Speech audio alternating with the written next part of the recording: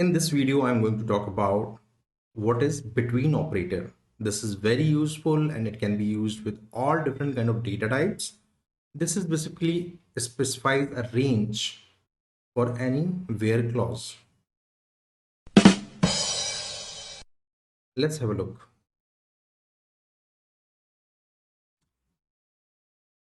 So as I talked about, between can be used as an operator, and this is to specify a range.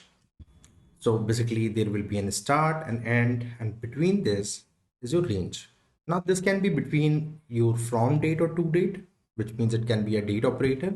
It can be a number operator, or it can be a alphabets. So based on alphabetical order, you can do the between. To do the practical, we will use the same employee table, and in employee table, we will use this between operator for these dates. We will use this based on employee numbers, or we can use it for the name or job as well. So let's run this. So here in this example, if I run Scott EMP, I will have my table here. Now, just in case if I want to do a range between two numbers. So in this example, we have employee number, where I want to see those employees which are between 7700 and 7900. This could be based on salary, this could be based on any other number parameter. So if I do, my result set has changed and I can see all the values where you will see that the range is available. And when we are doing the between, obviously these numbers are included. As you can see, 7900 is already there.